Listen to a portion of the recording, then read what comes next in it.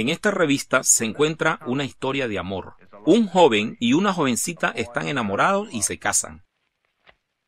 Y después de una descripción ofensiva y horrible, ilustrada por supuesto en la noche de bodas de la pareja, el libro muestra cómo la esposa asesina a su marido cortándole la cabeza con un hacha. Este cómic describe una relación sexual tan aberrante y escandalosa que no podría incluso mencionar el término científico en televisión. Creo que debería haber una ley en contra de esto. Esta noche voy a mostrarles por qué. Se ha dicho que el arte imita la vida y se ha utilizado como una metáfora para la experiencia humana, a menudo anunciando las cosas por venir. El superhéroe, seres con poderes increíbles que vienen de otro mundo, a menudo son honrados como una divinidad que personifican a un salvador de la humanidad. Son dioses en spandex. Has escrito que el mundo no necesita un salvador. Pero cada día oigo a la gente clamar por uno. Incluso salvar al mundo. Teniendo el liderazgo apropiado. Históricamente, estas historias mitológicas han sido usadas como propaganda en un esfuerzo por ganar la simpatía de los partidos políticos y sociales. Crean personajes con el propósito de facilitar la justicia civil y para estar enfrente de diversos movimientos como la Voz de Liberación. La manía superhéroe sigue explotando con cada década que pasa. Creciendo con rapidez, es uno de los géneros más poderosos de la narración. Millones de admiradores se vierten en los teatros para escapar al mundo de la fantasía de su favorito dios enmascarado.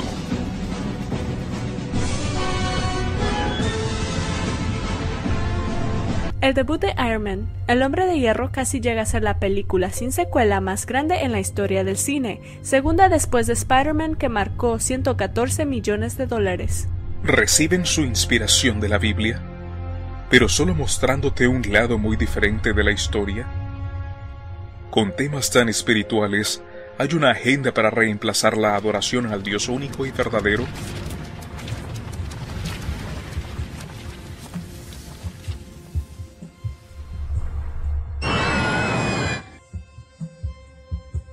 Una de las innovaciones más grandes del siglo XX fue la santidad de la infancia.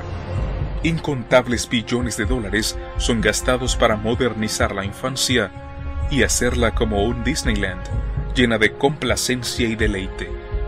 Remodelando lo que alguna vez fue considerado sagrado, la inocencia juvenil es reemplazada por una sociedad deshumanizada y demasiado comercializada. No siempre fue así. Hasta la década de 1930, los niños, la mayoría de su tiempo, jugaban al aire libre. La televisión no se había convertido en un artículo del hogar y no había juegos de video para consumir su tiempo. Pero cuando llegó la Gran Depresión, nuevos pasatiempos surgieron a la vida. La introducción de los cómics, un medio de la narración, rápidamente se convirtió en una obsesión. Una de las razones de su éxito fue el inicio de la Segunda Guerra Mundial, la cual trajo miedo y ansiedad al público en general. Los superhéroes se levantaron para la ocasión, trayendo paz y seguridad. Superman, uno de los héroes más notorios, no luchó contra extraterrestres o robots malvados en sus primeras aventuras. Se enfrentó con villanos que preocupaban a la comunidad: mafiosos, ladrones, políticos, corruptos y fascistas. Después del desastre de Pearl Harbor, los superhéroes se convirtieron en la mascota de la guerra. Libros y cómics fueron distribuidos en cantidad de millones y se convirtieron en material de lectura esencial para los soldados en el extranjero. La historia es tan antigua como el tiempo. La única vez que llamamos a Dios es cuando lo necesitamos. Cuando la vida es fácil, nos olvidamos de nuestra necesidad de salvación.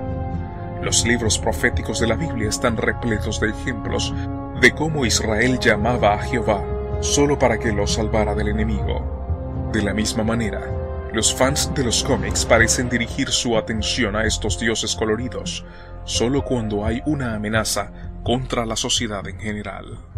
A finales de 1980, cuando llegó la Batimanía, los Estados Unidos fue bombardeado con una epidemia de cocaína y violencia por pandillas. Los creadores de los cómics respondieron a los titulares del New York Post introduciendo a 4 vigilantes coloridos que harían guerra contra narcotraficantes, contrabandistas y otros maleantes de la calle. Sin embargo, en los años exitosos de la administración de Clinton, hubo una declinación de circulación de cómics. La obsesión por las revistas cómics estaba por terminar. Pero en septiembre de 2001, todo esto cambiaría. Las Torres Gemelas de Nueva York fueron reducidas a polvo. Parecía como si la vida real se estaba sacando de las páginas de un libro de ciencia ficción. Ahora somos nosotros contra ellos. Existen buenos y malos. La industria de los cómics respondió. Los ataques del 9/11 despertaron una necesidad profunda de tener a alguien o algo que nos salvara del enemigo y de su increíble poder para destruir el mundo. Una vez más, la industria del cómic cobró ánimo y se recuperó con un éxito mejor que el de antes. La industria del cómic suplió superhéroes que traían salvación para liberar a la nación del enemigo tiránico. Así que, los acontecimientos reales tienen una conexión directa con el tipo de contenido que la industria de los cómics está alimentando a la gente. ¿Qué hay de malo en tener estos tipos de salvadores como nuestros héroes?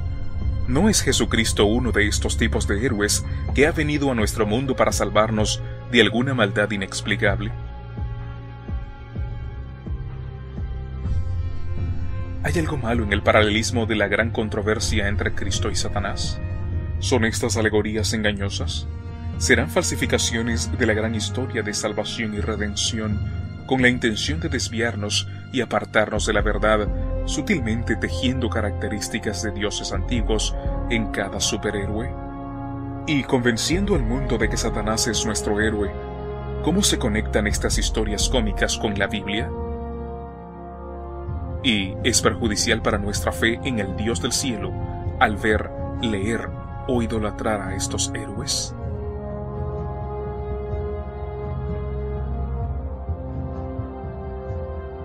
Para poder entender estos paralelismos debemos conocer los orígenes de los superhéroes y de Jesucristo.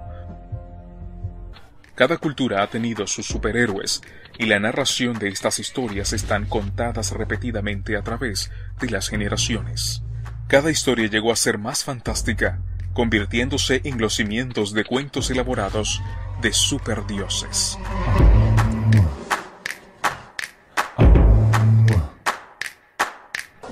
Una de las primeras representaciones conocidas de un héroe es el de Gilgamesh, de Sumeria. Una descripción en detalle sobre deidades se han descubierto en tablillas sumerias. Cuentan historias de humanos actuando como dioses. Zecharia Sitchin, lingüista e investigador de la cultura sumeria, ha pasado su vida estudiando estos mitos. A basic conclusion of my writings has been that those who gave mankind civilization were visitors to Earth from another planet. If I say extraterrestrials, it's a dirty word, but that's what En el they libro were. de Sitchin, él afirma que en realidad no son mitos en absoluto, sino más bien hechos confusos de seres extraterrestres que fueron enviados a la Tierra y esclavizaron la raza humana. Es una observación interesante considerando el relato bíblico de una raza extranjera de seres que fueron expulsados del cielo y esclavizaron a la raza humana. Los dioses de Sumeria, las enseñanzas y sus escritos viajaron a otras partes del mundo a través del comercio. En Egipto, siendo el socio comercial más cercano, intercambiaban bienes y servicios. El antiguo Egipto era una sociedad saturada de medios de comunicación como la nuestra. Artefactos culturales eran inseparables de su contexto religioso. Jeroglíficos y pictografías de las paredes de las tumbas antiguas se pueden ver como un precursor de las modernas tiras cómicas. Los egipcios adoraban una amplia gama de dioses coloridos a los que llamaban la Najer, obteniendo su inspiración de la naturaleza que los rodeaba. Algunos creen que la palabra naturaleza es en realidad una adaptación latina. Su religión esotérica se enfocaba en gran medida en el otro mundo, que es la muerte, el juicio y el más allá.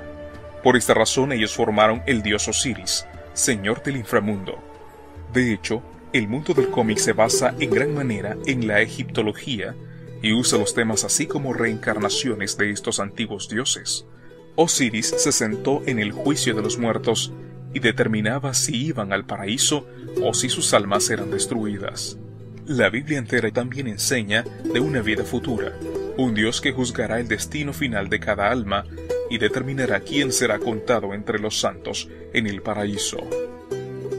Pero la diferencia fundamental es que Osiris es el dios del inframundo de abajo y el dios de la Biblia es el de arriba en el cielo. Sin embargo, Osiris era dominado por su hermana y esposa Isis, quien sirvió en muchas funciones y con el tiempo absorbió las formas de diosas anteriores. Isis era la madre de Horus, el dios de los reyes con cabeza de halcón. Él era el dios del sol, el cielo y los horizontes. Algunos eruditos creen que su nombre derivó de Horus Zonas. Horus era el protagonista de uno de los primeros dramas de acción y aventura de la dinastía 20, titulada Las contiendas de Horus y Set. Set fue responsable de enviar a Osiris al inframundo. Ambos compitieron por la realeza de Egipto como dos héroes de historias cómics. Los dos dioses cambian de forma, hacen barcos de carreras de piedra, se mutilan entre sí, hasta que Horus se convierte en victorioso y gobierna el trono. El resultado de la lucha era tan importante que dictó la vida egipcia. Así, en el más allá, cada rey es una encarnación de Horus, y en la muerte se convierte en un nuevo Osiris. La Biblia también habla de una gran batalla entre Cristo y Satanás. Después hubo una gran batalla en el cielo. Miguel y sus ángeles luchaban contra el dragón, y luchaban el dragón y sus ángeles, pero no prevalecieron, ni se halló ya lugar para ellos en el cielo. Los tres actores principales en esta batalla son Dios el juez, Jesús el Hijo de Dios y el dragón o Satanás, el cual es derrotado y asociado con la muerte o como el rey de los muertos. Ambos relatos tienen personajes casi idénticos. Osiris y Horus son padre e hijo y luchan contra el enemigo malo, Set. Solo hay un contraste marcado entre Osiris y el dios de la Biblia. Osiris es el dios de los muertos y el dios del cielo es el dios de los vivos. En términos bíblicos, Osiris se parece más a Satanás. En la actualidad el poder de Egipto es subestimado por la imaginación. Vemos iconografía egipcia en todas partes, desde la parte posterior de un billete de $1 hasta la lista Fortuna 500. Vemos logotipos de personajes de películas taquilleras de éxito. La trinidad de Osiris, Isis y Horus se convirtió en el centro del misterio helenístico de sus cultos y ha sido profundamente arraigada en el fundamento de las sociedades secretas, tales como la masonería y roscares. Esotéricos de todo el mundo han tratado de resucitar los misterios egipcios, de modo que la potencia que una vez construyó los monumentos inexplicables podría ser aprovechada una vez más. Los antiguos griegos y romanos adoraban los mismos dioses que los egipcios, aunque bajo diferentes nombres. Zeus, Poseidón, Hércules y Hades, todos son protagonizados en dramas fantásticos y fueron representados en murales, poemas y estatuas. Los dioses lucharon batallas épicas contra sus predecesores, los titanes, y más tarde interactuaron con humanos en parábolas alegóricas. Los mitos épicos de los griegos fueron todos centrados en torno a estos superhéroes divinos. La Odisea fue un poema épico de Homero y fue venerado de moda como las escrituras son para los cristianos. A cada dios se le asignó el dominio de un arte, una ciencia específica o una faceta de la naturaleza. Sus íconos e imágenes persisten hasta el día de hoy, especialmente en nuestras formas de arte moderno. Por ejemplo, en películas y en revistas cómics. La influencia de largo alcance de estos dioses ha aumentado a través de los años, convirtiéndose en los temas de una amplia gama de medios de comunicación. Sin embargo, una cosa permanece constante, que hay una guerra entre los dioses y que la salvación viene de un Salvador que es parte Dios y parte hombre. Esto es evidente en la película Inmortales. Mucho antes de que el hombre habitara la tierra, en los cielos hubo una guerra. Los vencedores se declararon dioses, mientras que a los vencidos se les dio el nombre de titanes. Y quedaron presos en las entrañas del monte Tártaro para toda la eternidad. El rey Hiperión y sus legiones quisieron liberar a los titanes y hacer la guerra a este mundo. Acabaré con el reinado de los dioses.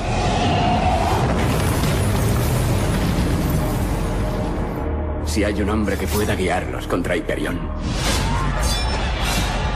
ese es Teseo.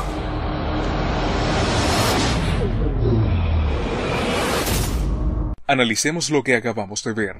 Los vencedores de esta batalla en el cielo, conocidos como los dioses, son representados como aquellos que descienden del cielo, en vestidos de oro.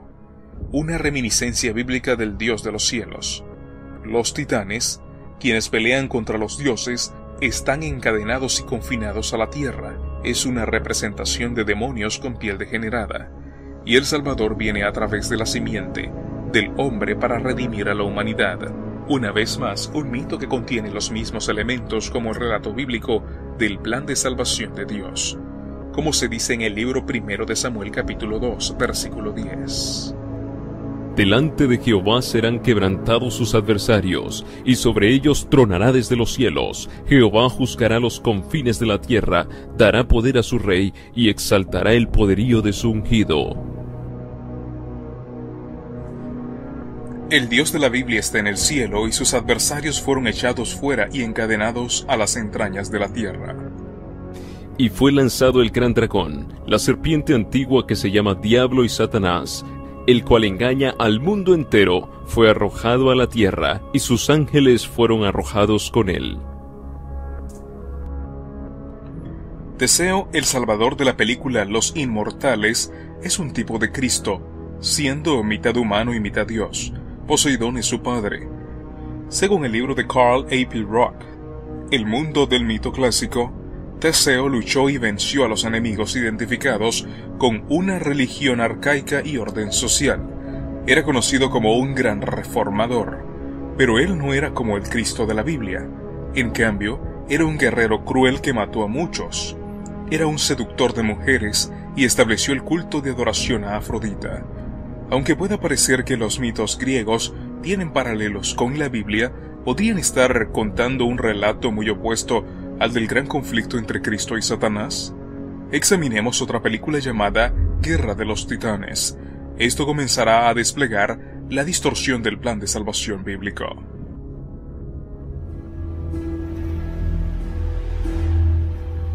Las historias más antiguas están escritas en las estrellas. Historias de épocas anteriores al hombre y a los dioses, cuando los titanes gobernaban la tierra.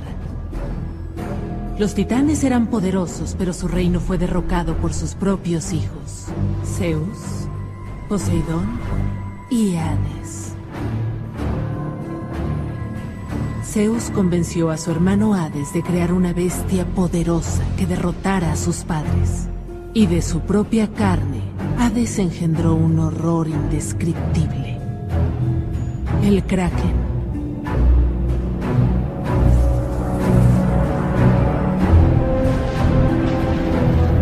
Zeus se convirtió en dios de los cielos, Poseidón en rey de los mares, y Hades, engañado por Zeus, tuvo que gobernar el inframundo en la oscuridad y la miseria. Fue Zeus quien creó al hombre, y sus plegarias alimentaban su inmortalidad. Pero con el tiempo, la humanidad comenzó a rebelarse. Comenzó a cuestionar a los dioses, y finalmente a levantarse en su contra.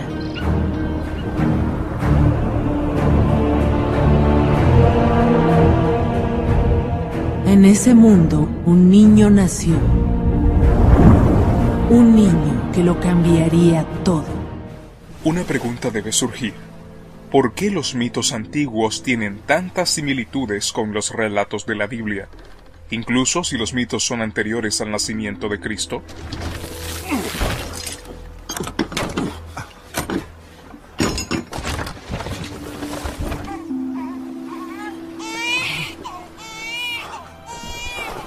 La película incluso introduce al niño Salvador, junto con su madre, con la intención de ser una falsa descripción de Cristo Jesús con la Virgen María.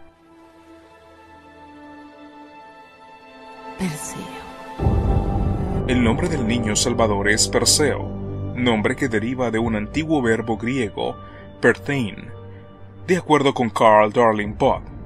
En el libro de Gramática comparada del griego y latín, el sufijo eseus es típicamente usado para formar un sustantivo agente. En este caso, Perseus significa desperdiciar, devastar, saquear y destruir. Esto es exactamente lo contrario al Salvador Jesucristo. Porque el Hijo del Hombre no ha venido para perder las almas de los hombres, sino para salvarlas. El ladrón no viene sino para hurtar y matar y destruir. Yo he venido para que tengan vida y para que la tengan en abundancia. Perseo comparte una característica similar a Cristo, en la que él es mitad humano y mitad Dios. El actor Liam Neeson, que interpreta a Zeus, explica.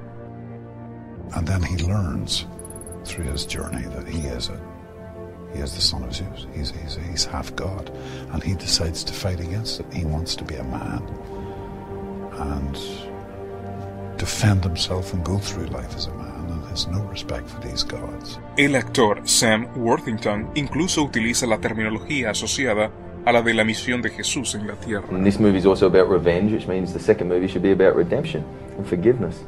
Con la excepción de que Cristo no estaba aquí por venganza. Así que, si este héroe y salvador cuyo nombre significa desperdiciar, devastar y destruir, es literalmente lo opuesto a Jesucristo, ¿quién es entonces su padre Zeus? ¿Es también una falsificación opuesta del Dios bíblico? I'm Zeus, the king of the gods, and he formed, fashioned, created human beings for his pleasure. And with these other gods, the god of war, Aphrodite, the god of love, the god of this, the god of nature, by creating human beings, his rationale was, these are my little playthings, and if they pray enough, honor us gods enough, we will become immortal. So their food is human prayer. Esto suena como si Zeus fuera una descripción del Jehová bíblico. Pero esto no podría estar más lejos de la verdad. Zeus se conoce como el rey o príncipe del aire. De acuerdo con Efesios 2:2, Satanás es el príncipe del aire. En los cuales anduvisteis en otro tiempo, siguiendo la corriente de este mundo, conforme al príncipe de la potestad del aire, el espíritu que ahora opera en los hijos de desobediencia. En Pérgamo, los sacrificios perpetuos fueron ofrecidos a Zeus sobre su imponente y famoso altar de 40 pies, el mismo artefacto que ahora se ubica en el interior del Museo de Berlín. Antipas, el primer líder y mártir de la primera iglesia cristiana en Pérgamo, fue asesinado por resistirse a este culto del altar de Zeus. La tradición dice que Antipas fue quemado vivo poco a poco dentro de la estatua de un toro, símbolo y acompañante de Zeus. El pasaje en Apocalipsis 2:13 muy bien podría ser una referencia del culto de Zeus. Yo conozco tus obras, y dónde moras, donde está el trono de Satanás. Pero retienes mi nombre, y no has negado mi fe, ni aun en los días en que Antipas mi testigo fiel fue muerto entre vosotros, donde mora Satanás. El argumento podría ser una conexión entre Zeus, de Pérgamo, y el Satanás bíblico, ya que ambos fueron considerados dioses que descienden de los truenos. Zeus en la antigüedad y Satanás en el principio del tiempo. Altares dedicados a Zeus Cataibates fueron descubiertos cerca de Pérgamo. Zeus Cataibates más correctamente significa Zeus que desciende. Nos recuerda a Jesús cuando dijo: Yo veía a Satanás caer del cielo como un rayo. En el documental del History Channel acerca de los mitos griegos titulado Batalla de los Dioses, los mitos de Zeus, Hércules y Hades son relatados con precisión desde las primeras piezas de escritos encontrados que datan del segundo siglo después de Cristo. En los mitos antiguos, Zeus no era en nada santo, como lo es el dios bíblico del cielo. Él estaba involucrado en canibalismo, incesto, desviaciones sexuales y arrebatos de rabia incontrolable. Como podemos ver, las historias tienen similitudes opuestas a la Biblia. Padre e hijo luchan entre sí por el control del universo. Y el hijo obtiene más poder que ningún otro dios. Esta es la historia de Zeus, el dios supremo de la mitología griega. Para nosotros es un mito, pero para los antiguos era real. Lucifer, el querubín cubridor, luchaba por el control del universo, diciendo: Subiré al cielo, en lo alto, junto a las estrellas de Dios, levantaré mi trono, y en el monte del testimonio me sentaré, a los lados del norte, sobre las alturas de las nubes subiré, y seré semejante al Altísimo. Un paralelo interesante, cómo Zeus se encuentra en la parte superior de una montaña por encima de las nubes. Y puesto que el diablo quiere ser Dios, es lógico por qué falsificaría las cosas de Dios. Zeus conocía de canibalismo, ya que su propio padre, Cronos, se había devorado a sus hermanos. Al ver que los mortales estaban haciendo lo mismo, entró en cólera y juró destruir a la raza humana. Y lo haría con una inundación.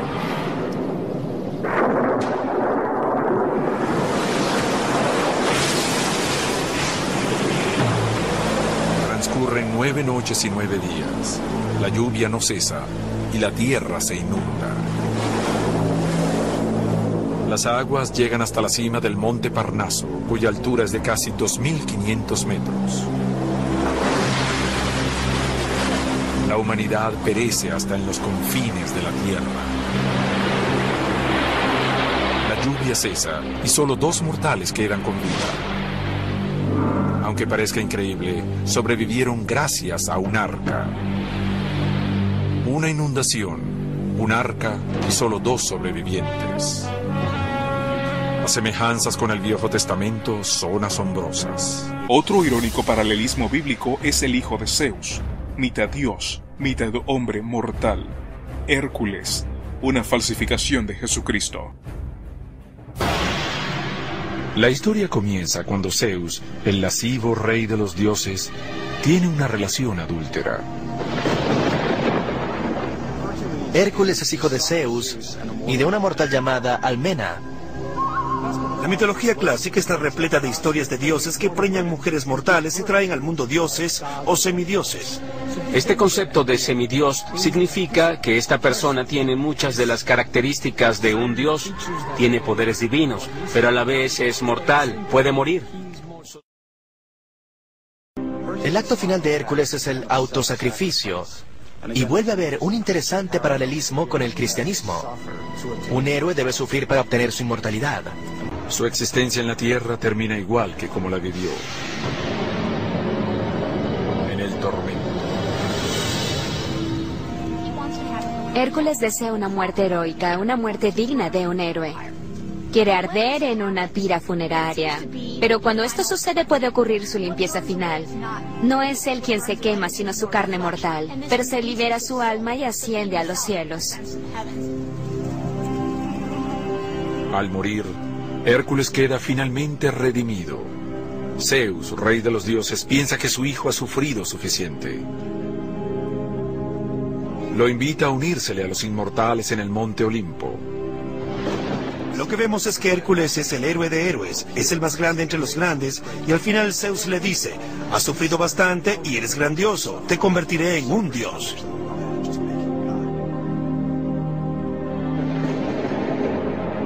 Hércules va a recibir un premio que durará eternamente y así termina su sufrimiento. Al final, Hércules resucita y se une a su padre en el reino eterno. Es un final con una estremecedora semejanza al de otro divino mortal, Jesucristo. Este documental, Batalla de los Dioses, fue a través de muchos de los mitos más grandes del mundo y reveló similitudes sorprendentes a la Biblia. La leyenda de Beowulf es una historia de ficción inspirada en hechos. Hoy en día, los expertos dudan sobre su creador original, pero se cree que se originó en Inglaterra entre los siglos 7 y 8 de nuestra era. Sería, pues, la historia más antigua del idioma inglés. La acción del poema se desarrolla en el siglo VI en Escandinavia, pero el texto en sí fue escrito en la Inglaterra anglosajona, luego de la conversión de los anglosajones en 665. Cuando se escribió el poema Beowulf, el cristianismo acababa de hacerse oficial en Inglaterra. El texto refleja una sociedad con profundas raíces paganas y dueña de un legado de cuentos de esta naturaleza. El poema simplemente vierte esos cuentos en un molde cristiano para que sus destinatarios puedan mantener el contacto con sus raíces, pero reinterpretándolas según el cristianismo. Ahora Hércules tiene que ir hasta el fin del mundo para robar unas manzanas de oro de un jardín custodiado por un dragón de 100 cabezas. Manzanas, un jardín y una serpiente peligrosa. Esta historia tiene paralelismos con el relato bíblico de Adán y Eva. Las fuentes históricas no solo inspiraron a los seres más despreciados de la Tierra Media, sino también a uno de sus héroes principales, Gandalf, el hechicero. En El Señor de los Anillos, Gandalf es quien guía a Frodo en su misión de destruir el Anillo Único. Algunas personas también han comparado a Gandalf con Jesús, ya que se sacrifica a sí mismo, muere y resucita en una túnica blanca. Gandalf lucha para salvar a Frodo, muere de manera metafórica y resucita como Gandalf el Blanco. Es una de las instancias en las que Tolkien revela sus raíces católicas. Un dios pagano de muchos disfraces y un salvador cristiano que resucitó. Dos figuras poderosas del mundo antiguo amalgamadas en un solo personaje. Una de las características singulares de Tolkien es su capacidad de mezclar elementos cristianos y paganos. Las influencias religiosas detrás del Señor de los Anillos se revelan por completo en el clímax de la historia. Al final de la travesía, no es Gandalf, sino Frodo, quien está en posición de salvar al mundo. Una comparación cuidadosa de la Odisea y el Evangelio de Marcos revela impactantes paralelismos. Ambas historias tratan de las dificultades de un héroe que sufre, Odiseo y Jesús. Ambos personajes principales eran carpinteros. Odiseo era un hábil carpintero que incluso construyó su propio palacio en Ítaca. Jesús era el hijo de un carpintero, y en un pasaje del libro de Marcos, él mismo es llamado el carpintero.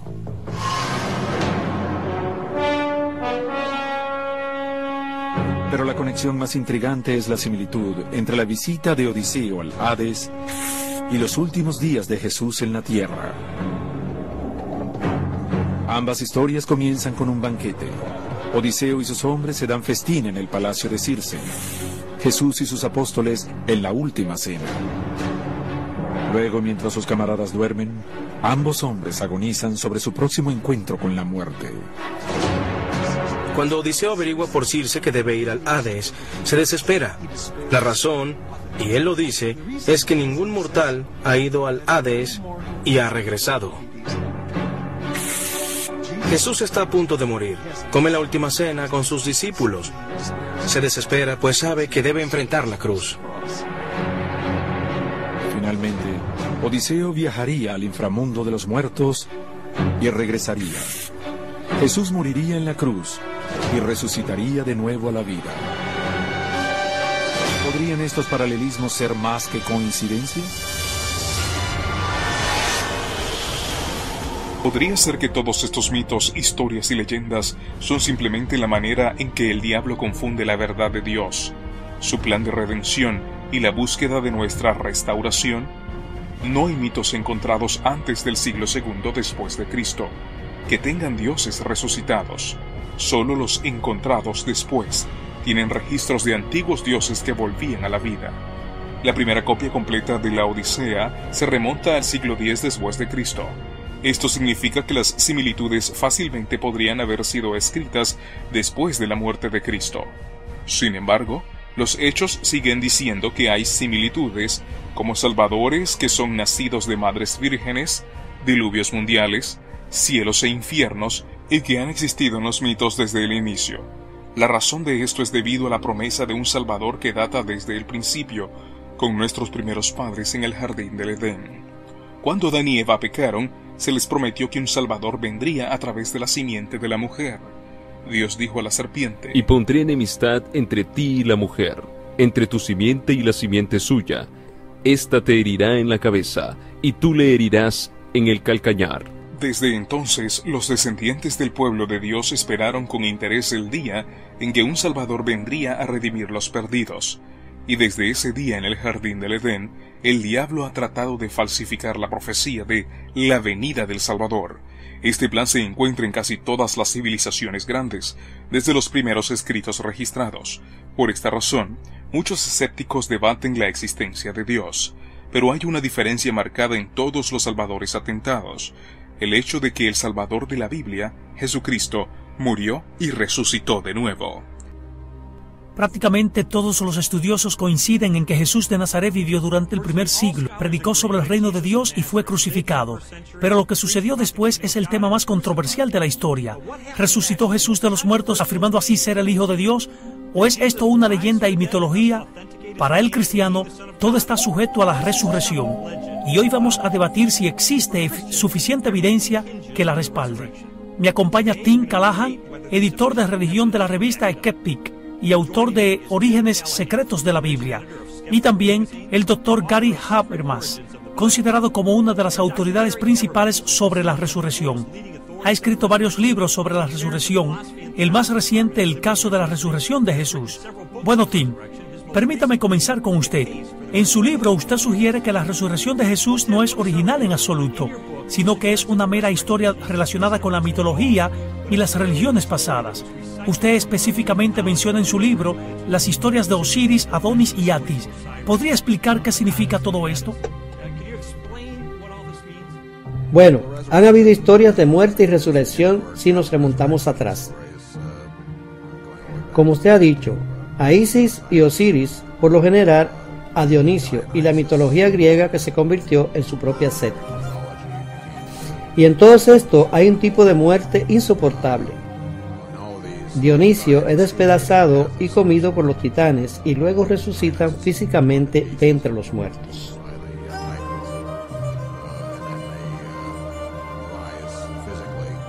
Así que, usted dice que la historia de Jesús es entonces solo una repetición de esta mitología temprana.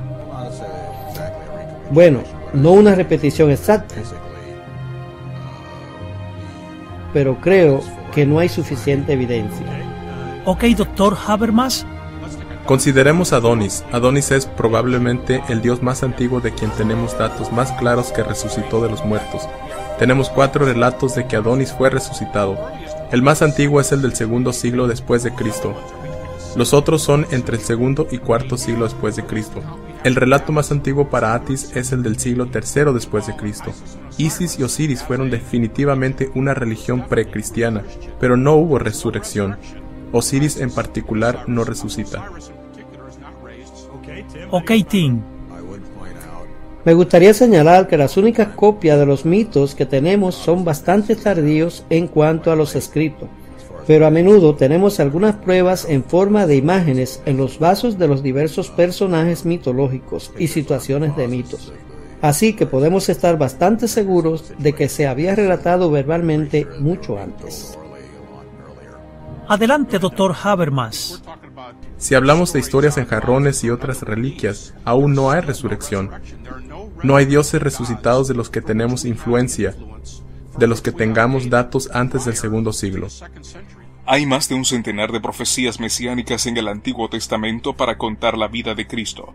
La probabilidad del hombre en cumplir 8 de esas profecías es 1 de cada 10, con 17 ceros detrás. Israel, el pueblo elegido de Dios, fue prometido que a través de Abraham, el Salvador del mundo, sería de descendencia judía. Todo el sistema de sacrificios apuntaba hacia ese día, pero después de 400 años de esclavitud en el antiguo imperio egipcio, Israel comenzó a absorber las supersticiones esotéricas de los cultos de misterio.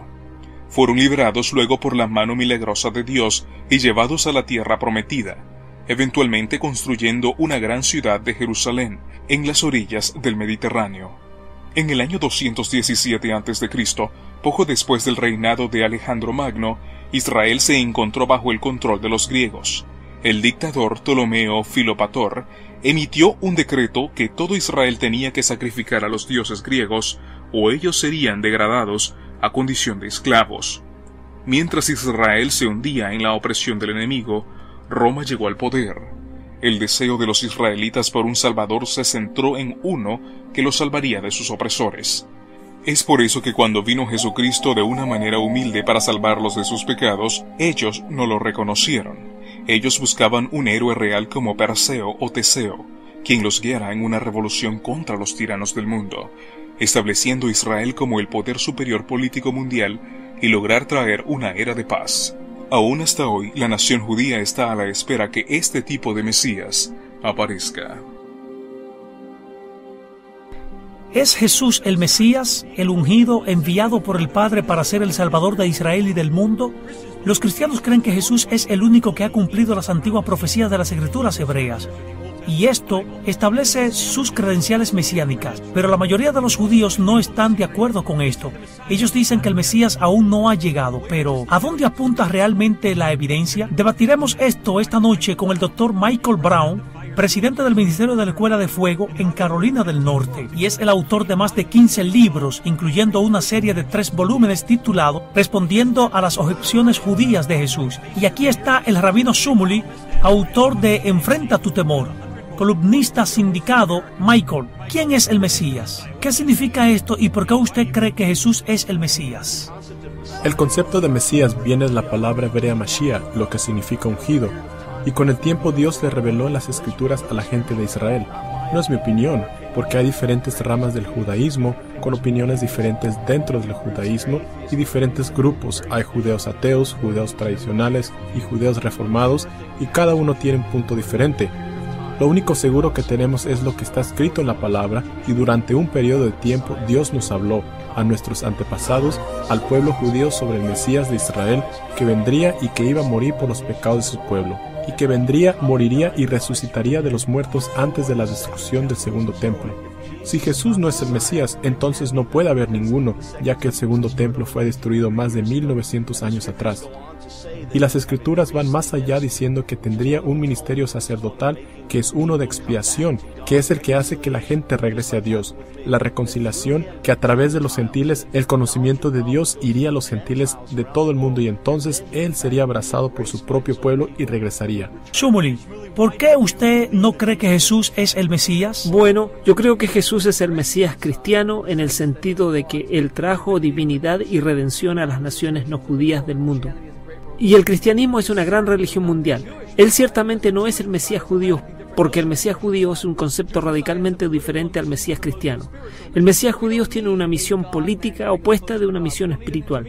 No necesitamos un Dios hombre que nos acerque a Dios. No necesitamos un intermediario.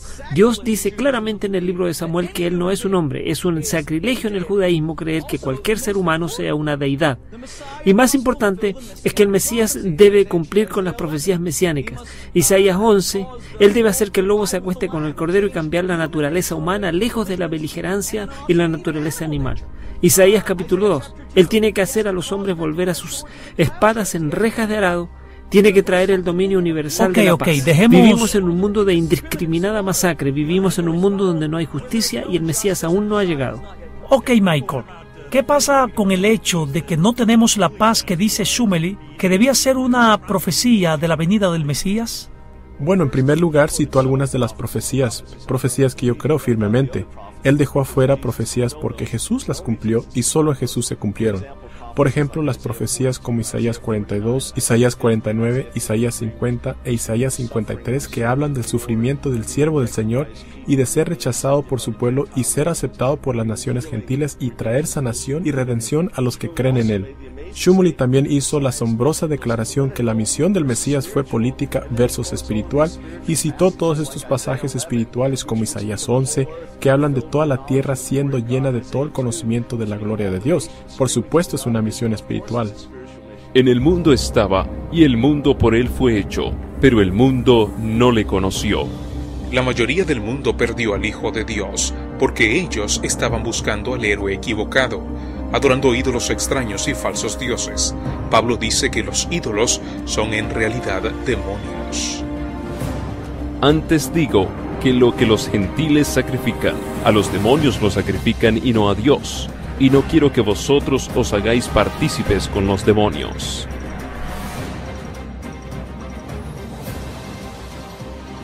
Satanás tuvo mucho éxito en confundir a toda la tierra sobre la llegada del gran héroe salvador.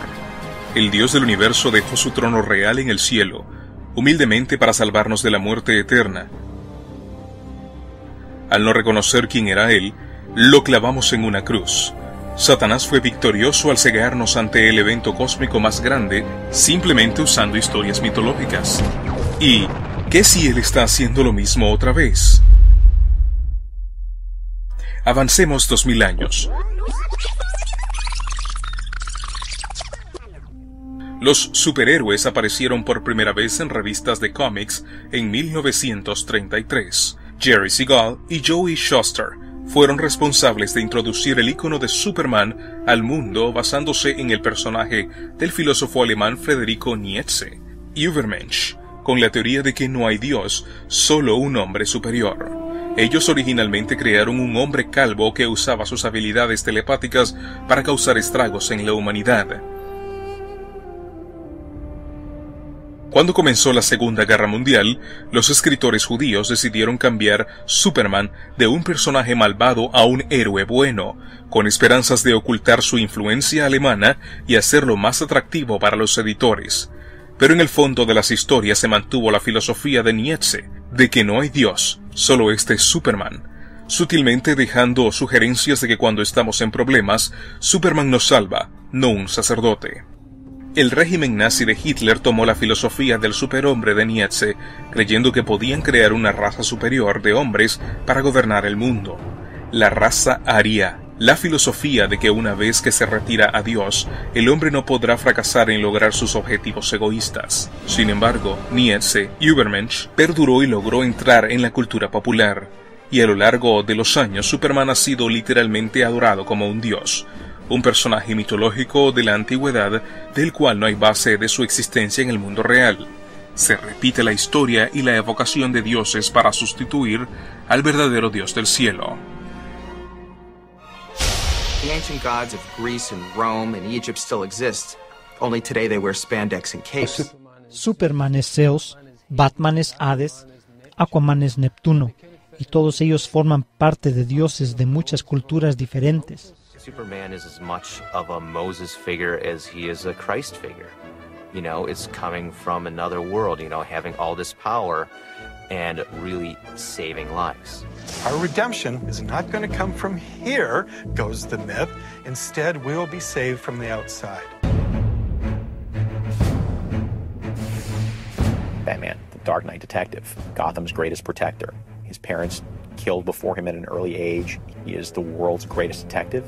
He's the world's greatest escape artist, and he's arguably the world's greatest hand-to-hand combatant. He also has $1 bazillion, and that's not somebody you want to go up against. One of the reasons that Batman has been so popular for so long is his iconography is that of a demon. I mean, look at the paintings of medieval paintings of devils in museums, the bat wings, the horns. He looks like something that's dark and evil, and his origins are in an act of murder, and yet he's on your side. Wonder Woman is a perfect transition from the ancient myths. There are echoes of the Amazons in Homer's writing that refers to a tribe of women that lived without men, that were terrifyingly efficient soldier warriors. Flash, the fastest man alive, can move at speeds near the speed of light, can outrace a bullet to its target, can run up the side of a building, can actually cross the ocean before he has time to sink. There's the old Flash, and then there's the new Flash. The old Flash is a perfect counterpart for Hermes or Mercury in the old myths. You know it immediately when you see the helmet with the wings on it.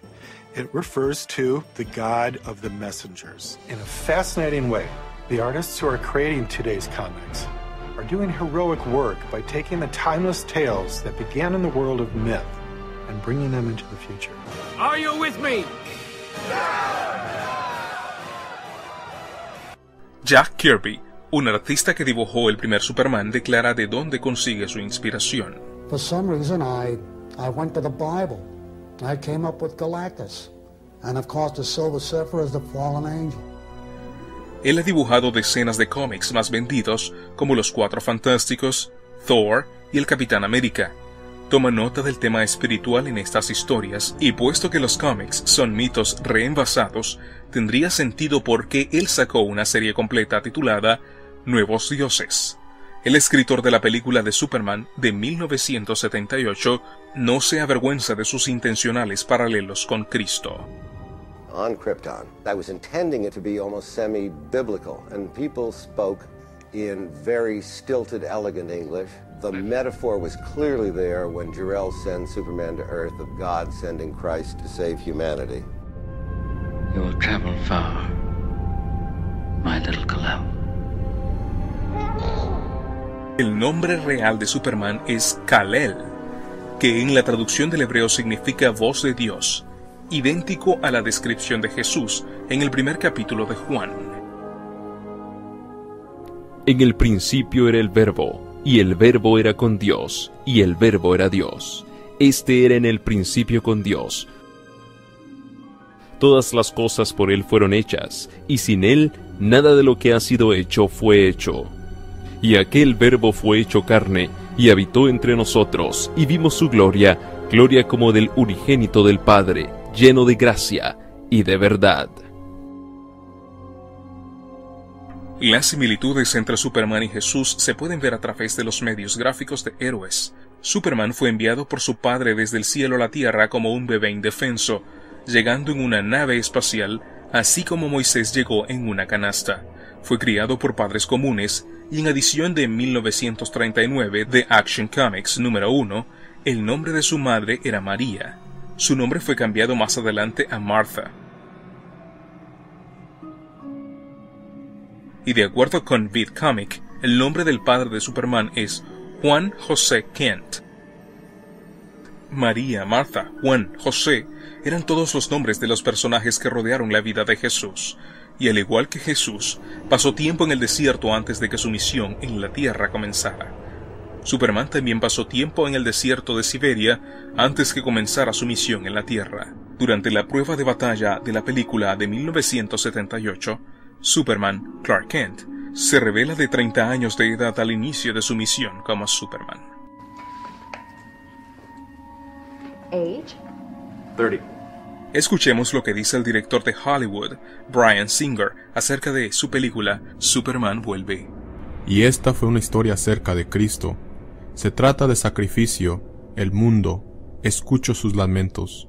Entonces, ¿qué sucede? Lo acuchillan en su costado y más tarde cae a la tierra en forma de un crucifijo. Yo siempre he encontrado el mito de Cristo convincente y conmovedora.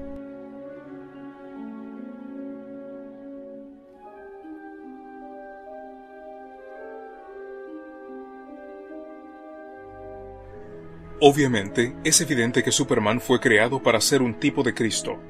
Pero, ¿qué tipo de Cristo es él realmente?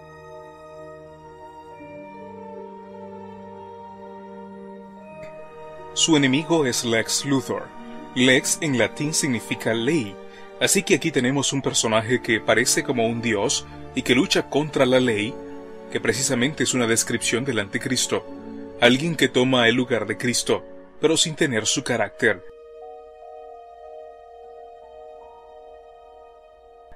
Si Superman es una alegoría de Jesús, entonces este cómic de un Superman poseído por un demonio que se cansa de servir a la raza humana y procede a destruirlos, no se ajusta al original. Superman no está aquí para salvarnos de los pecados, sino más bien para salvarnos de los poderes tiránicos opresores, un mito con el que todos estamos familiarizados. El Hombre de Hierro no es el único personaje de cómics que tiene paralelos a la Biblia. Ya hemos escuchado. His iconography is that of a demon. DC Comics recientemente sacó una edición de Batman con el número 666 por el escritor Grant Morrison. De acuerdo con DC Comics Encyclopedia Wiki, la portada es una pintura de Batman con un hotel llamado Belén al fondo quemándose. Notemos, Jesús nació en un pesebre a las afueras de un hotel en Belén. La historia está llena de símbolos de ocultismo e imágenes blasfemas, incluso yendo tan lejos diciendo que Batman vendió su alma al diablo. Así que si Batman es claramente la representación de un demonio, entonces ¿contra quién está luchando? Como resultado de la influencia egipcia sobre los superhéroes, la religión oculta ha sido entrelazada en las líneas de las historias, desde la primera aparición de Batman en la televisión en la década de 1960. El Rey Tut era un personaje recurrente, cuya guardia estaba en el Club Pirámide. Incluso ídolos egipcios aparecen dentro de los sets. En 1992, la película de Tim Burton, Batman Vuelve, el villano llamado el Pingüino es arrojado al río en una canasta cuando era un bebé recién nacido. Un paralelo directo a la historia bíblica de Moisés.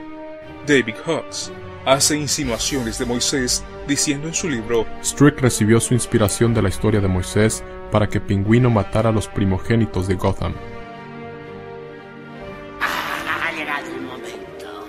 Estos son los nombres de los hijos primogénitos que hay en Gotham. Yo fui uno de ellos, y al igual que a mí, un terrible destino les espera. Esta noche. La inversión de la historia bíblica de Moisés y haciéndolo malvado es una pista de la identidad de Batman. Moisés comparte atributos comunes con Cristo, como lo hacen los enemigos de Batman, como si quisieran que la audiencia crea que Cristo es realmente el malvado. Es por eso que los productores eligieron el nacimiento del Pingüino en la época navideña y su muerte a la edad de 33 años, un paralelo evidente con el nacimiento y la muerte de Jesucristo. En Batman Eternamente también vemos temas bíblicos, especialmente en la Guardia de Dos Caras, cuando se encuentra con el Acertijo por primera vez. La obra de arte en la pared posterior de la Guardia de Dos Caras es de Jesús con una corona de espinas sobre su cabeza. Hay un candelabro de 7 lámparas, el incensario de humo, el sacrificio de un animal y una mesa con comida. Los mismos elementos que estaban asociados con el santuario hebreo, elementos de gran plan de Dios para deshacerse del pecado. El sacrificio exterior representaba el sacrificio de Cristo. El candelero de oro representa las 7 fases de la iglesia, el pan de la proposición y la palabra de Dios. El humo subiendo del incienso simboliza nuestras oraciones ascendiendo al cielo, y el propósito del santuario era que Cristo habitara entre nosotros aquí en la tierra. Por lo tanto, parece apropiado que el carácter dualístico del Señor Dos Caras tuviera estos elementos en su lugar de residencia. Cristo tomó una naturaleza humana pecaminosa, pero también era un Dios justo al mismo tiempo, una dualidad de existencia. Sin embargo, Él venció su naturaleza humana de pecado.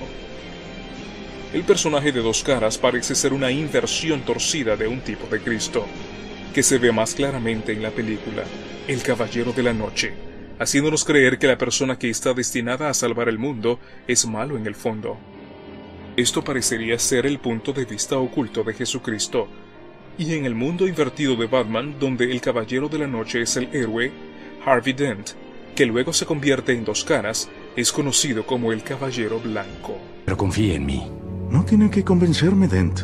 Sabemos que es el Caballero Blanco. Otro paralelo con Cristo es que Harvey es un abogado, cuyo trabajo es cumplir la ley, un mediador de los tribunales, así como Cristo es nuestro mediador y abogado en las cortes del cielo. Hijitos míos, estas cosas os escribo para que no pequéis, y si alguno hubiere pecado, abogado tenemos para con el Padre, a Jesucristo el justo. La definición de un abogado es una persona que legalmente es autorizada para defender en juicio los derechos e intereses de los litigantes en un tribunal de justicia.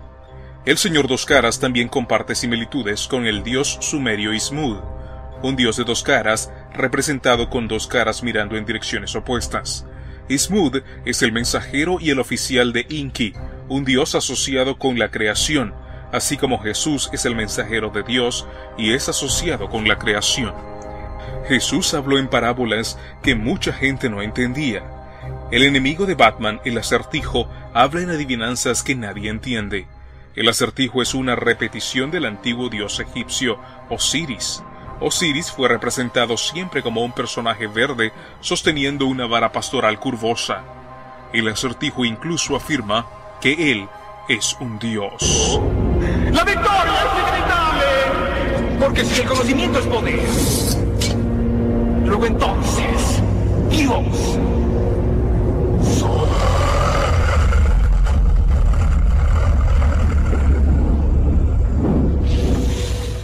Y vemos que Osiris era conocido como un Cristo egipcio.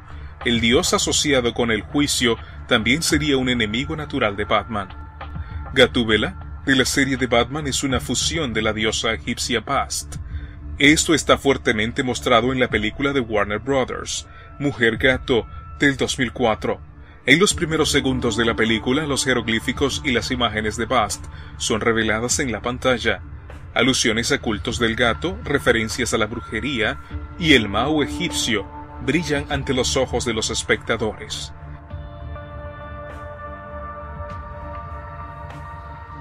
La historia involucra a una mujer que resucita de la muerte por un Mao egipcio, falsificando el soplo de vida que Dios dio a Adán en el libro de Génesis. El gato entonces la conduce a Ophelia Powers, una adoradora de Bast.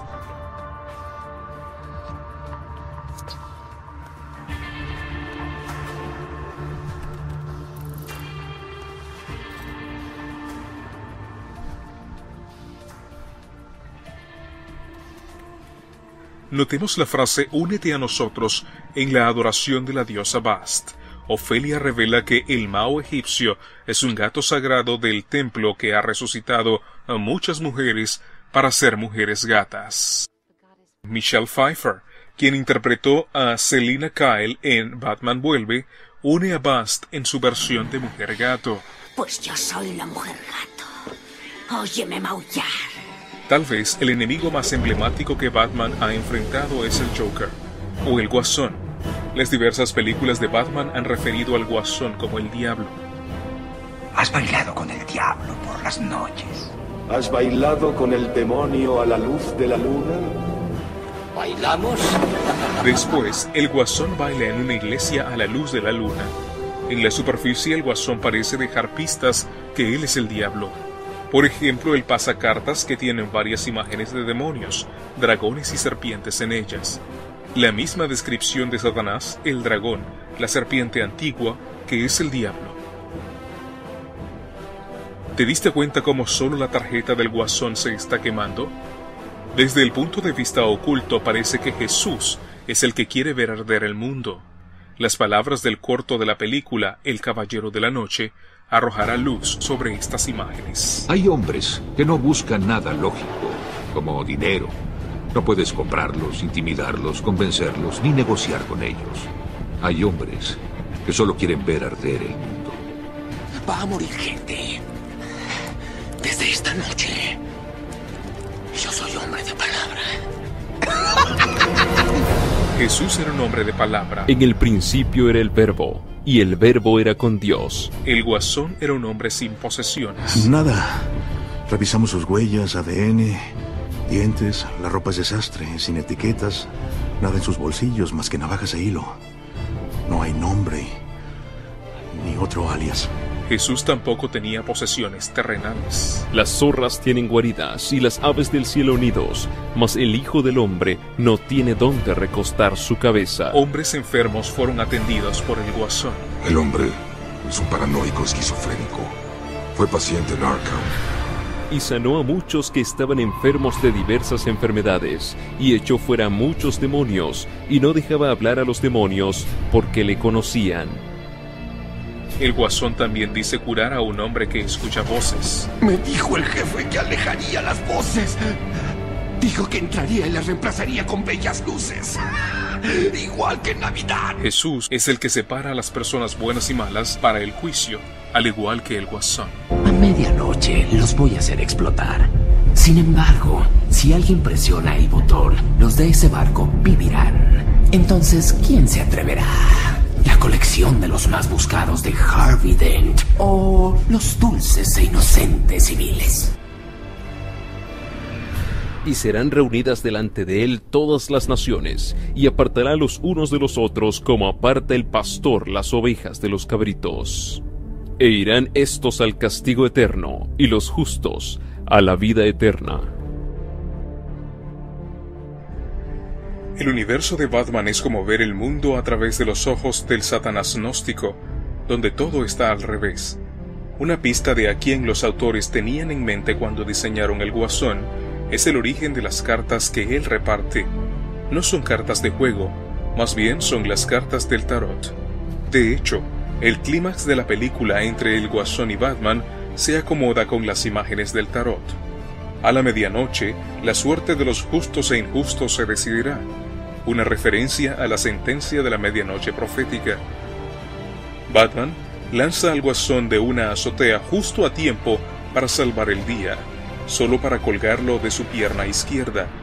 Suspendido entre dos postes, el Guasón tiene sus brazos extendidos en una pose de crucifixión. Con el ángulo de la cámara reorientado de su lado derecho hacia arriba, él tiene la apariencia de Cristo colgado en la cruz, al igual que la carta del tarot llamado el hombre colgado. Tiene un hombre colgado en la forma de una cruz al revés. De acuerdo con tarotteachings.com, el hombre colgado significa rendición, sacrificio, sumisión y mediador, características que son descriptivas de Jesucristo. Muchas páginas de internet sobre cartas del tarot mencionan esta conexión. La carta de Joker tiene fama de ser la carta del tarot El Loco. Aún Grant Morrison, el escritor de la serie de cómics Batman, señala en su libro: el papel del Caballero de la Noche fue una actuación con la seguridad que tendría gran éxito en la pantalla.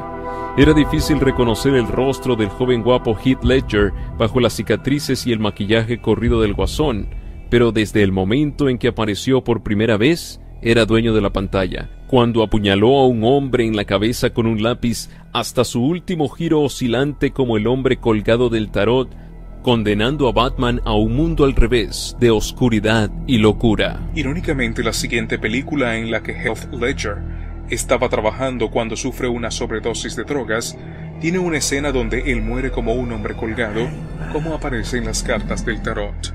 Grant Morrison admite en su libro Superdioses que el hombre colgado introdujo fuertes significados de tarot en la franquicia de Batman. Por ejemplo, haciendo del Guasón un santo loco, siguiendo el modelo de la carta del tarot llamada El Loco, otra descripción de Jesús. El ocultismo nombra a Jesucristo como la gran broma cósmica. Jesús se convirtió en la figura de chivo expiatorio, burlado y escupido como la cabra dedicada a Azazel, el demonio del desierto. Ahora podemos ver por qué la única carta que se quema en la noche oscura es el Guasón. Desde una perspectiva oculta no es el dragón, la serpiente antigua, el diablo, el que se quema. Es Jesús. Toda la serie de Batman es esencialmente un punto de vista luciferino, que el diablo es el salvador, un punto de vista que se mantiene fiel en muchas líneas de historias de superhéroes. Por ejemplo, la película de Thor. La película comienza con una representación en una ciudad de oro, que se asemeja a un ambiente pacífico celestial. Prestemos atención a la terminología. He sacrificado mucho para alcanzar la paz.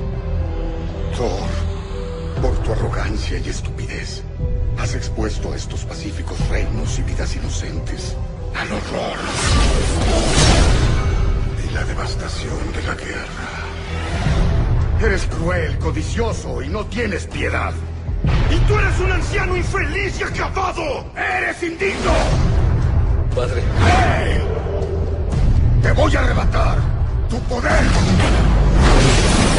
¡Y te desterraré!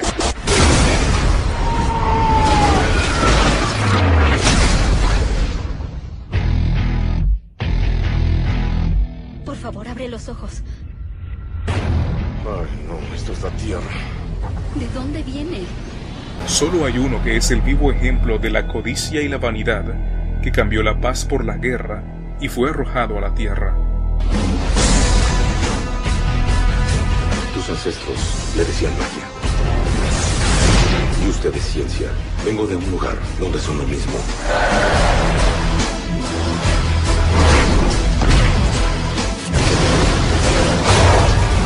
Desobedeció a su rey. Su destino está en sus propias manos ahora. Una historia paralela a Lucifer desobedeciendo a su padre y rey. Una vez más, convirtiéndose él en el héroe, el salvador de la tierra. Otro punto destacable es que la magia es equivalente a la ciencia, donde son una misma cosa. Este es un punto común que no solo continúa a través de las líneas de las historias, pero está en el corazón de los escritores cósmicos. Alan Moore escribió Batman, Superman, El Vigilante y V de Venganza. Él es un practicante de magia e incorpora la magia en todas sus historias. Para mis 40 años, en lugar de aburrir a mis amigos por tener algo tan mundano como una crisis de media edad, decidí volverme loco y declararme como un mago. Esto ha sido algo que he estado viviendo durante un tiempo. Parecía ser un proceso final lógico en mi carrera como escritor. Y el problema es que con la magia, siendo en muchos aspectos la ciencia del lenguaje, tienes que ser muy cuidadoso en lo que dices. Hay una cierta confusión en cuanto a lo que es magia en realidad. Yo creo que esto puede ser aclarado si vemos las descripciones tempranas de magia. Magia en sus formas más tempranas se refiere a menudo como el arte. Yo creo que esto es completamente literal. Creo que magia es arte, y ese arte, ya sea escritura, música, escultura o cualquier otra forma, es literalmente magia.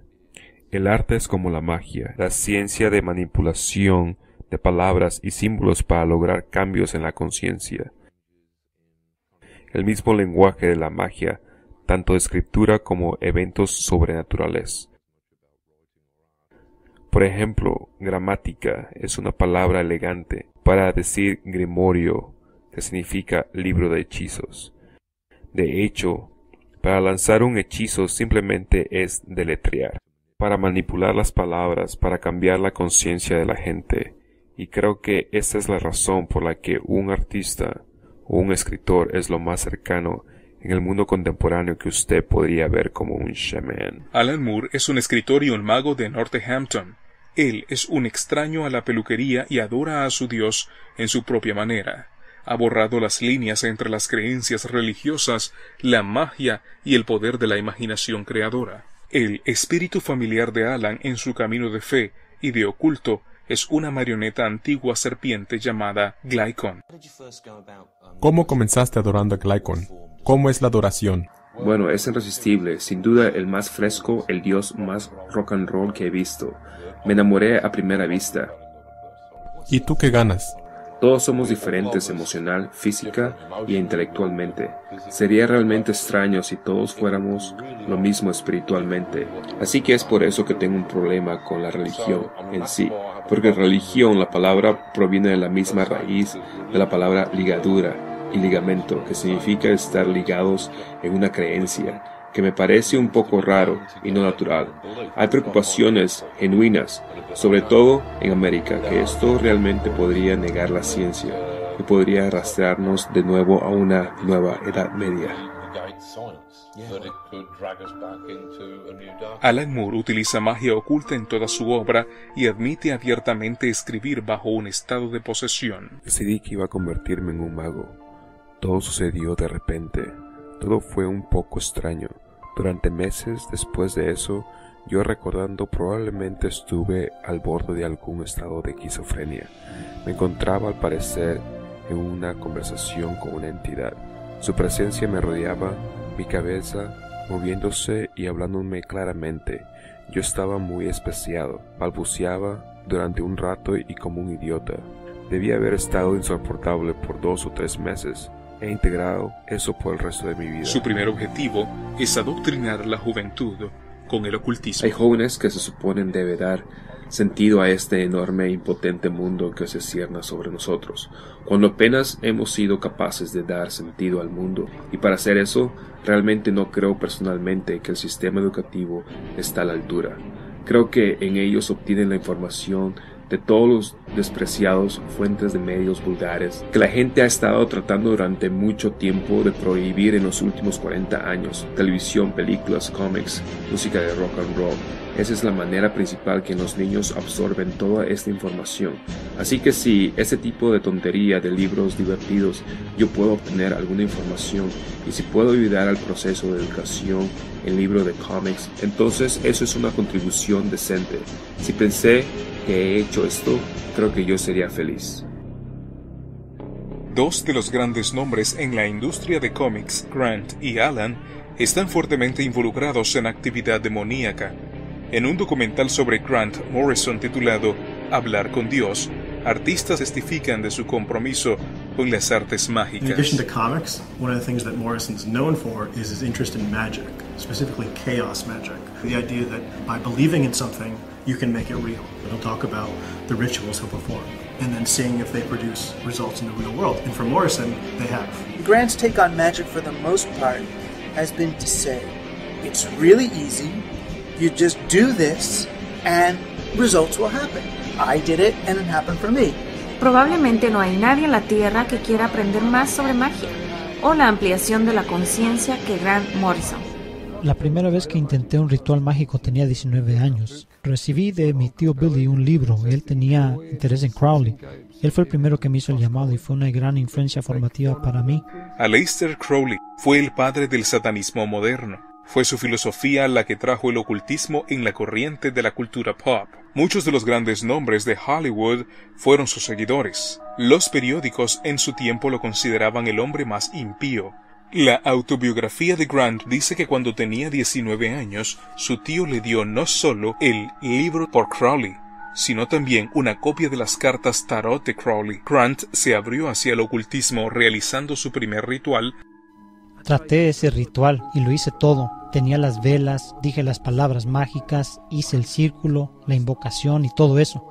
Entonces paré de hacerlo y me fui a la cama. Y esto ocurrió cuando yo estaba acostado. Justo frente a mí había en el cuarto un punto gravitacional y todas las cosas iban hacia el punto como si hubiera un agujero o una grieta allí. Y había una sensación de aceite negro llenando los pliegues entre el cerebro. Yo me asusté y clamé a los dioses de mi mamá y mi papá gritando, Jesús, sácame de esto. Y toda la experiencia terminó después de un tiempo. Y luego tuve una visión de la cara de un león que comenzó a anunciar cosas. Así que por lo que parece bastante convincentemente claro, yo había activado algo de lo que Crowley hablaba. Esto se convirtió en parte de la vida cotidiana de Grant. I came past his room to see if he wanted a drink. And it took a while for the door to open, and when it did, it creaked open slowly, and I could see Grant, who appeared to be wearing nothing but a grey blanket, tugged over his head. I said, "Do you want to come out for a drink?" He said, "No, I'm writing. I'm having breakthroughs." And then the door closed again, and the thing is, I didn't see him touch it. It just closed all on its own. La influencia de largo alcance de Grant no solo ha afectado los cómics, pero su trabajo ha inspirado algunas de las mayores franquicias de Hollywood. In 1999, The Matrix comes out, and it's obviously hugely influential. But if you look at The Matrix, a lot of the details, the style of The Matrix, and a lot of the cosmology of The Matrix basically comes from The Invisibles. Llevan la misma ropa que tengo puesta mientras estoy sentado viendo esto. Lo primero que recuerdo de eso era lo mucho que me encantó. Y pensé, qué gran película. Ellos me han hecho rico al hacer esto. I think The Matrix owes Grant Morrison everything. Did I just say that? Wow, I just said that. Y un poco después de eso pensé, ¿no es esto lo que querías? Esta fue la idea de hacerlos invisibles. Así se pondría de moda y las ideas gnósticas extrañas saldrían a la población general y les haría pensar diferente. I first read Grant's work on Animal Man #1. I recognized the character from like Who's Who and stuff, and I read that first issue and I was blown away. That was like one of the best comics I'd ever read in my life. En el libro de Grant, Superdioses, él dice: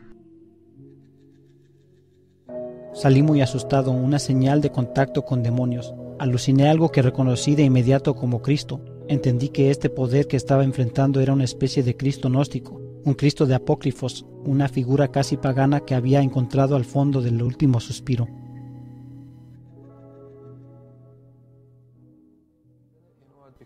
Yo me convertí en el personaje, yo vestía la ropa, iba a los lugares, continuaba haciendo los rituales, paseaba con los dioses y luego lo ponía dentro de la historieta y era afectado por lo que pasaba en la historieta, así que en términos de realidad, eso es lo que estaba pasando, me estaba llevando al borde de la muerte. Grant was working on The Invisibles. He got sick right around the time that character got sick. Justo después de que Ray Mab había sido convencido por los maleantes que había sido infectado con una bacteria fascitis necronizante que estaba comiendo su cara, de repente a mí me salió un enorme absceso en mi cara y en 3 días había distorsionado todas mis facciones. Estaba sudando constantemente, con fiebres, teniendo sacudidas y temblores y luego congelado. Yo no podía levantarme más. Me quedé tendido frente a la chimenea de mi casa.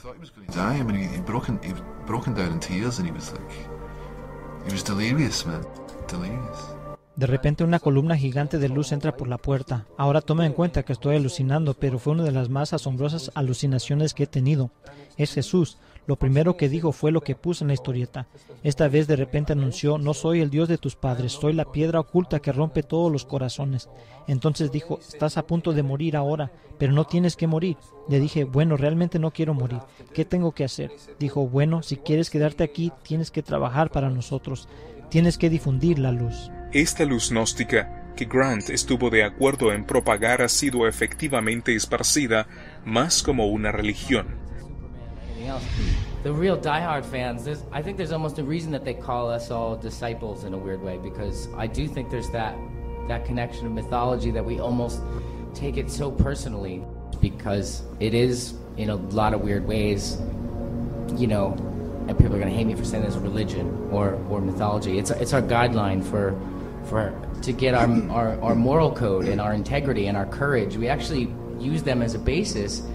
And then it made me think, well, if that's the case, and it actually is, like pop culture is actually the new mythology. So if that's the case, like what a crazy power that any of us wield. I had described it to him as it's almost like you're doing an ongoing series of the Bible. Si Grant, junto con la industria del cómic, está escribiendo una serie en curso de la Biblia, lo hace bajo la orientación de un Cristo gnóstico. ¿Cuál es su contribución más grande? Morrison was working on Animal Man and Doom Patrol. Both of those series were great, critically acclaimed, but they weren't starring popular characters necessarily. But then he comes out with Arkham Asylum, which features Batman. Un amigo mío y yo estábamos pensando y hablando. Imagínate si nos toca hacer Batman, esto es lo que haríamos.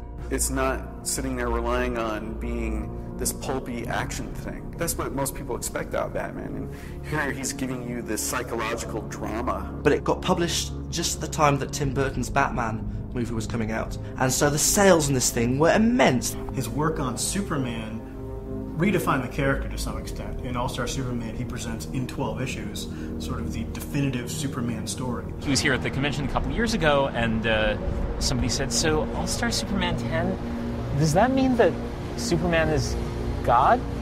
I said, yeah, Superman loves you. Doesn't that make you feel good? He's a more proactive God. Posiblemente su mayor contribución es tomar personajes como Batman y Superman, personajes ya imbuidos de lo oculto y significado bíblico, y relatar los eventos que rodean Armagedón, o en términos bíblicos, la segunda venida de Cristo. With every man, woman, and child on Earth temporarily inheriting superpowers, so that they could team up with the Justice League to fight off Armageddon from above. It was the most amazing sight. 6 billion people all rising from the earth, all flying. Look up in the sky. It's 6 billion people. El cómic de Batman con el Hotel Belén ardiendo detrás de él también termina de manera similar, con Batman deteniendo el apocalipsis. Las escenas del fin del mundo son argumentos frecuentes entre los héroes de cómics. Luchar contra algo que viene del cielo que destruirá la humanidad parece ser una buena cosa, excepto que en realidad hay alguien quien vendrá del cielo para destruir la humanidad pecadora. Será cuando Cristo venga a juzgar al mundo y a darle un fin a los impíos. Y cuando los 1000 años se cumplan, Satanás será suelto de su prisión, y saldrá a engañar a las naciones que están en los 4 ángulos de la tierra, a Gog y a Magog, a fin de reunirlos para la batalla, el número de los cuales es como la arena del mar.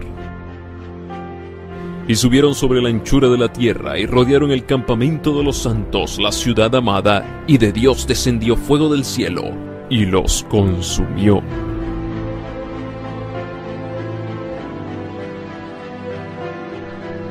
¿Están estas historias mitológicas preparando el mundo para luchar en contra de la segunda venida de Jesucristo? Esto es exactamente lo que sucede en el drama de televisión de Superman Smallville. Demuestra al joven Clark Kent a medida que crece en la oscuridad en Smallville, Kansas, para un día convertirse en Superman. La influencia de Nietzsche puede sentirse también. Friedrich Nietzsche, que odiaba el cristianismo, dijo: "Superhombres reemplazarán a Dios". En el primer episodio de Smallville, Clark Kent se ve sosteniendo una copia del libro El Nietzsche portátil. Nietzsche. Así que tienes un lado oscuro. Como todos. Sí, eso creo. Su amiga Lana dice: ¿Tú qué eres? ¿Hombre o superhombre? Una referencia al filósofo que inspiró al héroe. En otra temporada, un episodio titulado Reaper, Lex Luthor dice: ¿Sabes qué me regaló cuando cumplí 10 años? Un ejemplar de Sed de Poder. Contemplad al superhombre. El hombre necesita ser dominado. Sun Tzu, Maquiavelo, Nietzsche fueron las voces que me criaron tras la muerte de mi madre. Y en la última temporada de Smallville, en un episodio llamado Escudo, Lois Lane tiene una conversación con otro personaje sobre el concepto de Superman de Nietzsche, que es citado directamente del libro de Nietzsche, Sprach Zarathustra, en el cual la profecía del Übermensch se explica: el superhombre es un sustituto de Dios. Nietzsche creía que no debíamos vivir para el futuro, sino para el presente. Creía que la gente que persigue un sueño futuro muy lejano está huyendo de su verdadero destino. Que Nietzsche me llame gallina si quiere. Él no salió con alguien como Clark Kent. Le daría igual. Para él, el verdadero héroe es la persona que acepta la vida que le ha tocado y logra mejorarla. A esa persona la llamaba Übermensch. El superhombre. Él creía que todos podíamos serlo.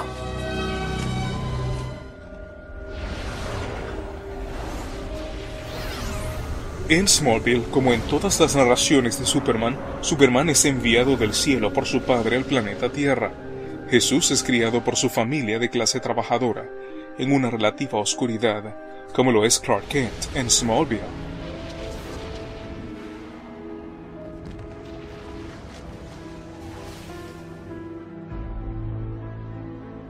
Jesús es crucificado en una cruz, desnudo y humillado, en las afueras de Jerusalén. Clark Kent es crucificado casi desnudo en una cruz en las afueras de Smallville. Pero a diferencia de Jesús, Clark Kent no muere en una cruz. Los judíos esperaban un salvador político y se burlaban de Jesús en la cruz, razonando que si él era el héroe que habían estado esperando, usaría milagros, fuerza bruta o ayuda exterior para salvarse a sí mismo. Después de todo, ¿cómo podía ser su salvador, su héroe, si estaba muerto? Pero esto es porque ellos no entendieron en absoluto lo que Jesús había venido a hacer. Él vino a pagar la penalidad del pecado, y esa pena no era una cruz romana, fue la separación de Dios. Es por eso que Jesús dijo: Dios mío, ¿por qué me has desamparado? La cruz no pudo detener a Jesús. La muerte física no podía detenerlo. Por lo tanto, Jesús no tenía ningún interés en bajar de la cruz. No hubiera logrado nada. El conocimiento de que la ira de Dios estaba sobre la cruz para pagar el castigo de la maldad de la humanidad fue lo que lo mató, no la cruz. De hecho, se maravillaron al descubrir que murió tan pronto. La crucifixión a menudo tomaba días. Él era un salvador moral, no un héroe político. It's finding that within himself, which I think will help him move on to being who we all know he's going to be. We are confident you will become Earth's greatest savior. Este relato torcido de la crucifixión de Jesús, Clark Kent es un tipo de la figura de Cristo, pero no muere ni incluso permanece en la cruz. Este era el héroe que los fariseos estaban buscando, un héroe político, un héroe temporal, un hombre fuerte para derrotar a los poderes que nos oprimen y nada más. La historia de Clark Kent es un relato finamente velado de la historia de Jesús, incluyendo a Superman yendo por allí haciendo buenas obras, salvando gente.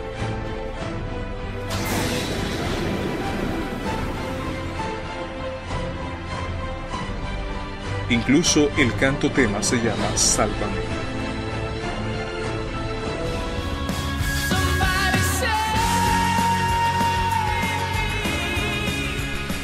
Todo lo que hay que hacer es ir al internet y buscar Superman-Jesús o smallvillewiki.com, y la búsqueda de Jesús y páginas de paralelo se pueden encontrar, más de las que hemos incluido en el espacio de este video. La primera temporada de Smallville contiene paralelos de los libros Mateo, Marcos, Lucas y Juan, reimaginando el nacimiento y la crucifixión de Jesús, y el clímax de la escena final es como Armagedón del libro de Apocalipsis.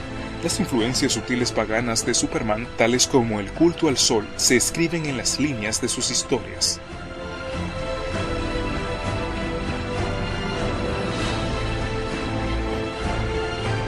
En Krypton, el mundo del que Superman viene, el sol es adorado como el dios Ra, no muy diferente al dios Sol Ra de Egipto. De hecho, en ciertas versiones de los libros cómics, Superman es un adorador de Ra. En Smallville, un libro especial parece llamarse el Libro de Ra, la versión kryptoniana de la Biblia que contiene la profecía de Ra. El Libro de Ra. El Libro de Ra. Libro de Ra. ¿Qué quieres de mí? Lo que sepas del Libro de Ra. Es la Biblia kandoriana. Zod dijo que era una especie de Biblia kryptoniana. Es mucho más, tiene un gran poder. El Libro de Ra.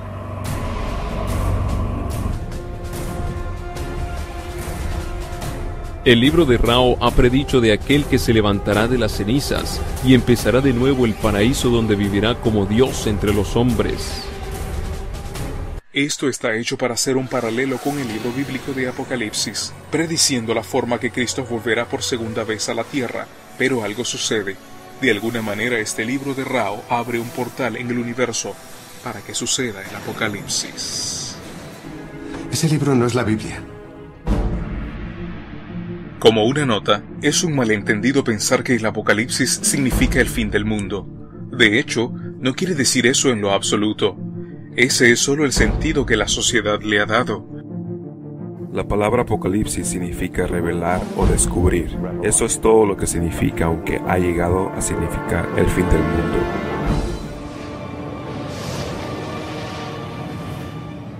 El Apocalipsis de Smallville no es un libro o algo que se revela, sino un planeta ficticio que desciende a la Tierra como una burla de la segunda venida de Jesús.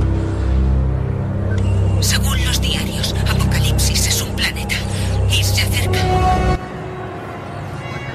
Se dice en el libro de Apocalipsis que la ciudad de Dios, la Nueva Jerusalén, conocida como el cielo, descenderá del cielo después de una secuencia de eventos. En Smallville, el planeta Apocalipsis que está llegando es gobernado por un malvado jefe llamado Darkseid, o lado oscuro. Se declara abiertamente en el episodio final de la serie que Darkseid es Lucifer y Satanás. Hades, Kali, Hasta la palabra Lucifer viene del latín. Significa lucero del alba, el que porta la luz. Me temo que todos los siglos y las traducciones han tergiversado todos los dones de Darkseid. Los 3 profetas de Darkseid son un paralelo de los 3 falsos profetas del Apocalipsis y preparan los corazones de las personas en todo el mundo, ofreciéndoles la vida eterna, salvación y un lugar en el rapto cuando Darkseid vuelva. Hice lo que pediste. No se enterarán de que viene. El Señor Oscuro estará encantado. Ahora te pide una última misión. Que protejas las almas que salvamos. El día del juicio se acerca. Hemos salvado a las almas deseosas de servir al Señor Oscuro. Nuestro trabajo está hecho. Desde luego. Tu marca no está. Es imposible. Tengo un amigo. Lleva cazadora y corre más que una bala. Domina los imposibles. Tú estuviste muy cerca de experimentar el rapto, conocido por aquellos que servirán a nuestro Señor eternamente, mientras los demás perecen. ¿De verdad crees que posees el poder para expulsar a nuestro Señor de las almas de los que has salvado? No. Pero tengo amigos con poder.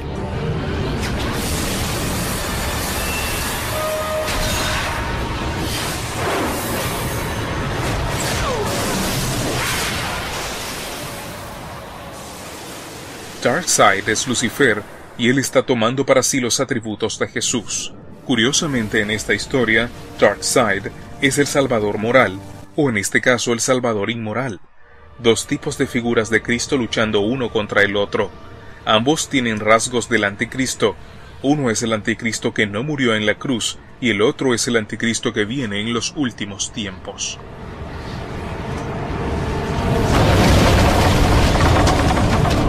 El hijo perdido de Joel. Darkseid pinta a Jesús como Satanás, por lo tanto también pinta a Superman como Satanás, convertirse en un Cristo. Están intentando que veas al verdadero Jesús como un villano.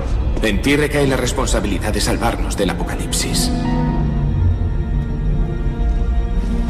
¿Sabes lo de Darkseid? ¿Crees que solo leí un resumen de los diarios de Veritas? Profetizaban un salvador elegido. Esto ha sido parte de la agenda del diablo durante miles de años. El libro de Apocalipsis declara que Jesús es el alfa y la omega. La mayoría de las personas piensan que están familiarizadas con la marca de la bestia, pero la mayoría no se da cuenta que la marca de la bestia es una falsificación de Satanás. El sello de Dios marca la frente de los seguidores de Dios en el tiempo del fin. El símbolo de la letra griega omega comienza a aparecer en la frente de las personas, similar al sello de Dios, en lugar de 666, que sería la marca de la bestia. Pero al final Superman vuela hacia arriba, detiene la segunda venida que se lleve a cabo y quita el sello de Dios de la frente de todos.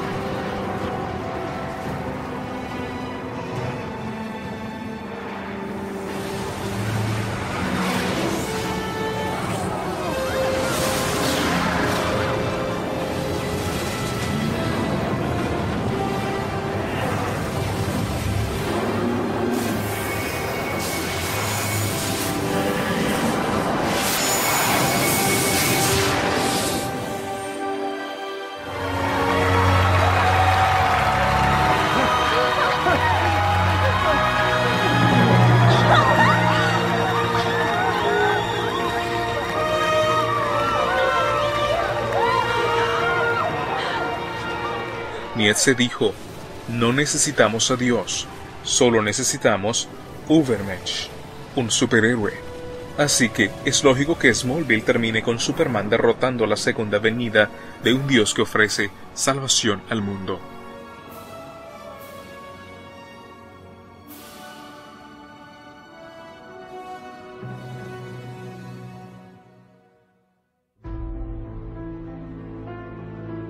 Hace más de 2000 años Satanás tuvo un gran éxito en engañar al mundo sobre la verdadera naturaleza de Dios, que cuando él envió a su único hijo, el mundo no le reconoció. Durante la Edad Media la Iglesia fue envuelta con conceptos grotescos y erróneos del amor de Dios. La verdad fue mezclada con creencias paganas, corrupción y mitos fueron cambiados por el Evangelio. Aquí en el siglo XXI los engaños no han cambiado, solo se han intensificado. Los personajes en las historias se han transformado, pero el corazón de la mentira siempre ha resonado, diciendo que los dioses de este mundo son los héroes y el Dios del cielo es el villano malvado. El uso de magia se entrelaza en las historias, tanto como en las vidas de los artistas. El uso descarado de ayuda demoníaca es bienvenido en la conjuración de historias absurdas. ¿Podría ser que todas estas narraciones mitológicas son parte de un gran plan maestro que sutilmente teja pensamientos de duda y disensión en el mundo, llevándonos al lado de los ángeles caídos que fueron echados a esta tierra? Si Satanás falsifica todo lo que Dios hace, ¿acaso no tendría sentido que él copiara y confundiera uno de los más grandes eventos sobrenaturales que este mundo presenciará, la segunda venida, como resultado del mundo siendo entretenido con una visión falsa de quién es Cristo realmente y lleno de fantásticas visiones de cómo sería el fin del mundo?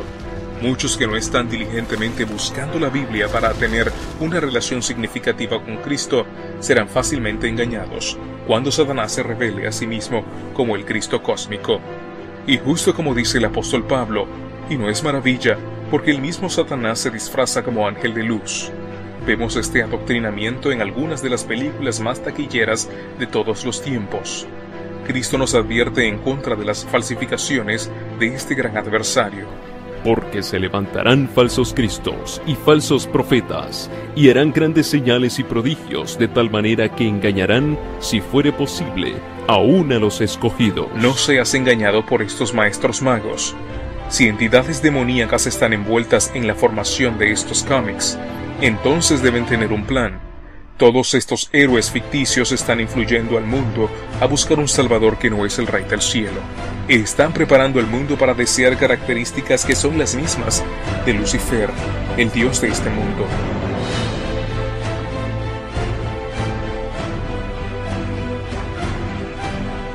Hay solo un superhéroe que debemos desear, un personaje que merece nuestra mayor atención: el Señor y Salvador Jesucristo.